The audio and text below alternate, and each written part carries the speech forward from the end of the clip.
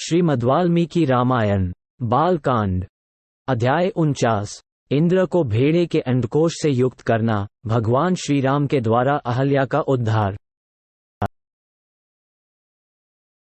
तदनंतर इंद्र अंडकोश से रहित होकर बहुत डर गए। उनके नेत्रों में त्रास छा गया।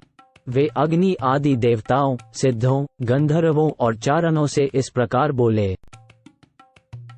देवताओं, महात्मा गौतम की तपस्या में विघ्न डालने के लिए मैंने उन्हें क्रोध दिलाया है। ऐसा करके मैंने ये देवताओं का कार्य ही सिद्ध किया है।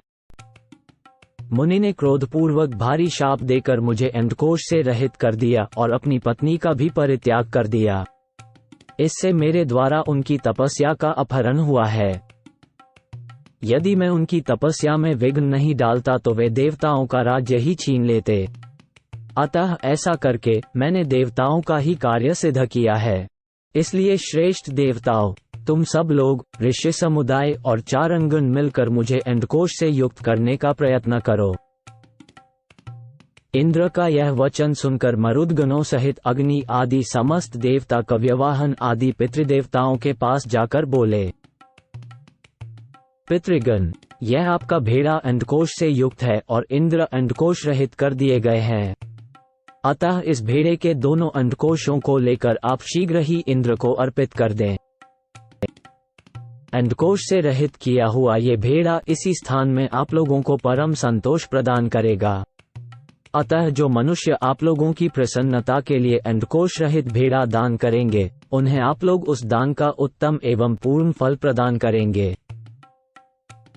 अग्नि की यह बात सुनकर पितृदेवताओं ने एकत्र हो भेड़े के अंडकोशों को उखाड़कर इंद्र के शरीर में उचित स्थान पर जोड़ दिया। ककुस्थनंदन श्री राम तभी से वहां आए हुए समस्त पितृ देवता अंडकोश रहित भेड़ों को ही उपयोग में लाते हैं और दाताओं को उनके दान जनित फलों के भागी बनाते हैं। रघुनंदना, उसी समय से महात्मा गौतम के तपस्या जनित प्रभाव से इंद्र को भेड़ों के अंडकोश धारण करने पड़े। महातेजस्वी श्री राम, अब तुम पुण्य कर्मा महर्षि गौतम के इस आश्रम पर चलो और इन देवरूपिणी महाभागा अहल्या का उद्धार करो। विश्वामित्र जी का यह वचन सुनकर लक्ष्मण सहित श्री राम ने उन महर्षि को आगे करके उस आश्रम में प्रवेश किया। वहां जाकर उन्होंने देखा, महासौभाग्यशालिनी अहल्या अपनी तपस्या से देदीप्यमान हो रही है। इस लोक के मनुष्य तथा संपूर्ण देवता और असुर भी वहां आकर उन्हें देख नहीं सकते थे। उनका स्वरूप दिव्य था। विद्ता ने बड़े प्रयत्न से उनके अंगों का निर्माण किया था। वे मायामयी सी प्रतीत होती थी। धूम से घिरी हुई प्रज्वलित अग्निशिखा सी जान पड़ती थी। ओले और बादलों से ढकी हुई पूर्ण चंद्रमा की प्रभा सी दिखाई देती थी तथा जल के भीतर उद्भासित होने वाली सूर्य की दुर्धर्ष प्रभा के समान दृष्टिगोचर होती थी। गौतम के शापवश श्री रामचंद्र जी का दर्शन होने से पहले तीनों लोकों के किसी भी प्राणी के लिए उनका दर्शन होना कठिन था।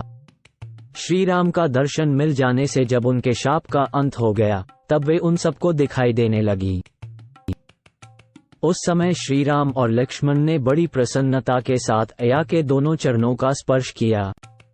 महर्षि गौतम के वचनों का स्मरण करके अहल्या ने बड़ी सावधानी के साथ उन दोनों भाइयों को आदरणीय अतिथि के रूप में अपनाया और पाद्य, अर्घ्य आदि अर्पित करके उनका आतिथ्य सत्कार किया।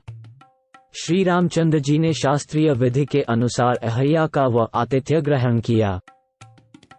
उस समय देवताओं की दुंदुभी बज उठी। साथ ही आकाश से फूलों की बड़ी भारी वर्षा होने लगी। गंधर्वों और अप्सराओं द्वारा महान उत्सव मनाया जाने लगा।